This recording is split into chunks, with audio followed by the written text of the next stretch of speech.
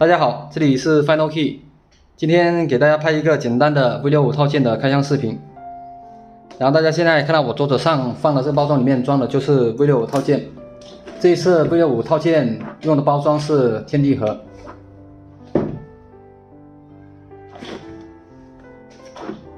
这个包装非常的硬朗，里面有内衬啊，可以很好的去保护套件。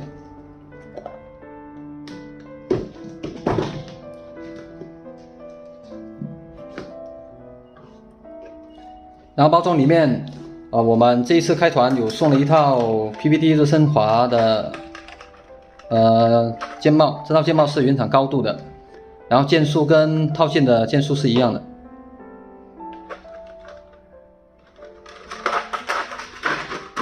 另外就是套件，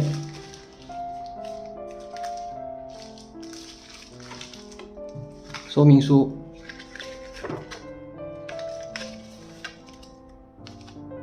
还有2个配件盒，一个配件盒里面装的是编织的键盘线，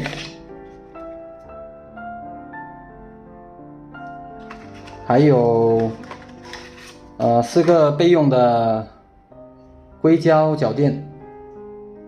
这次硅胶脚垫我们在套件上面已经贴了4个，然后还有4个备用的，以方便大家在如果有需要拆这个套件的情况下，还可以用备用的这个脚垫。另外一个配件盒是装的内6角的螺丝，还有双用的拔键器。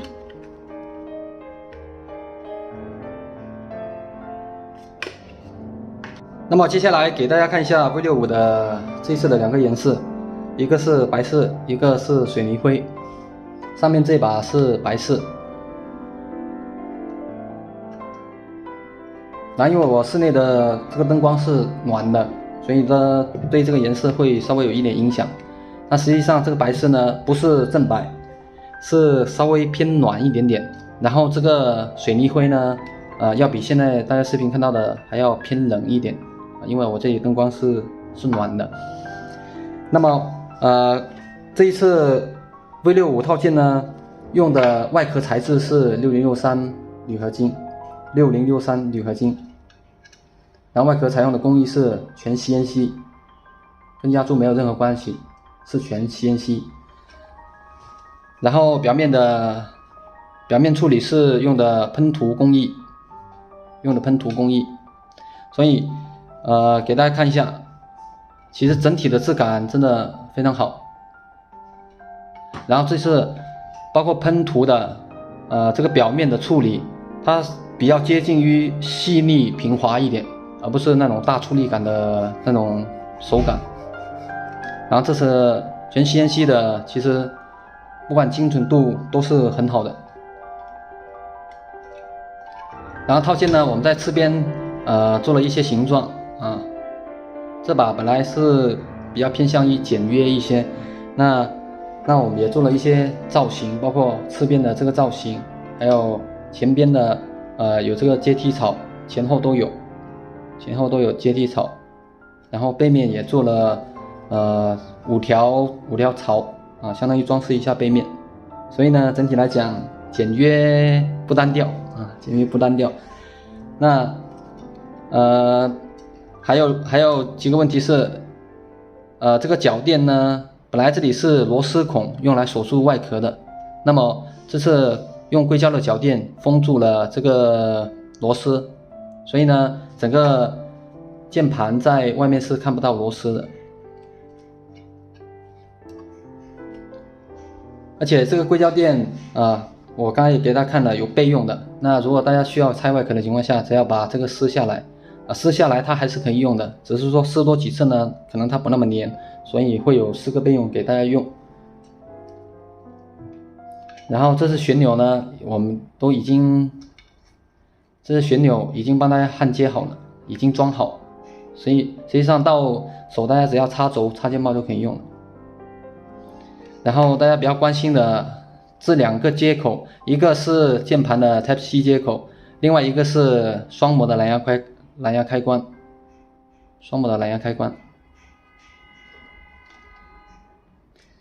那接下来给大家拆分一下这个套件，因为本身呢发货的时候已经装好了。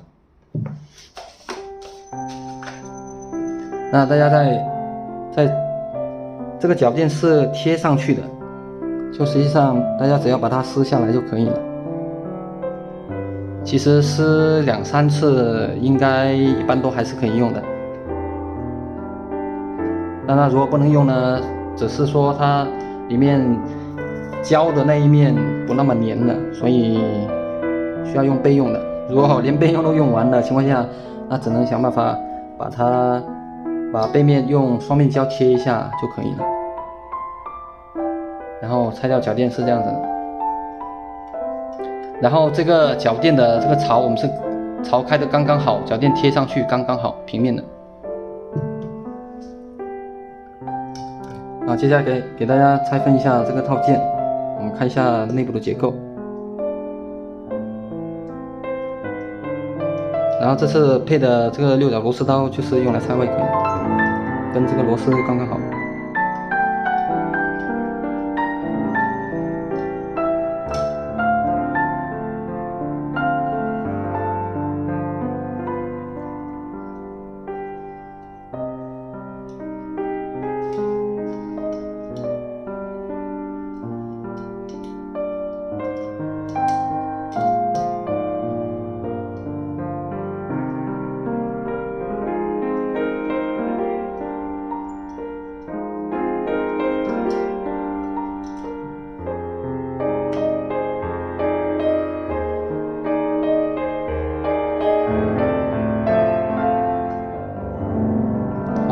螺丝已经拧松了，给大家看一下这个内部了。大家在拆的时候呢，要注意一下，这里有一个是接口的线，另外一个是电源的连接线。那只要把它取出来，这个外壳就可以拿出来了。这个螺丝我没注意掉了。然后这个螺丝呢是金式的这个金属螺丝。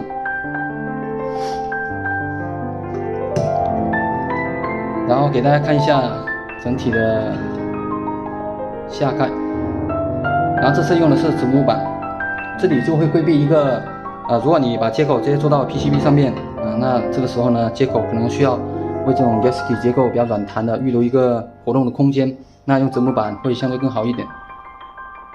这是子木板，然后这个电池是3000毫安。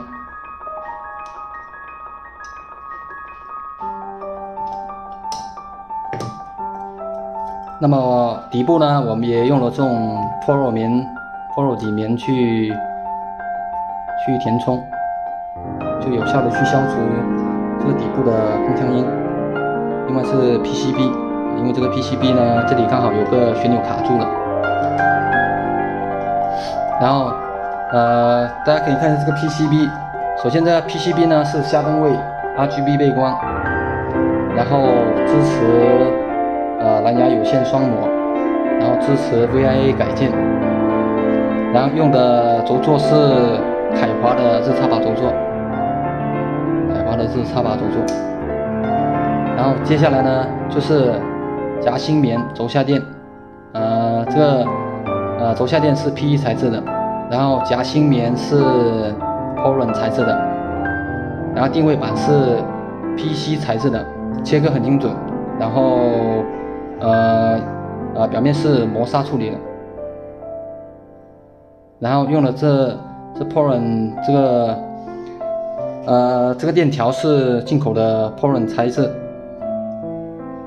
然后这个卫星轴是钢板卫星轴，这个钢板卫星轴已经调好了，已经润好，所以到手其实只要插上，或者说如果自己稍微再调教一下，肯定是没问题的。所以这个里面整体的内部是这样子的。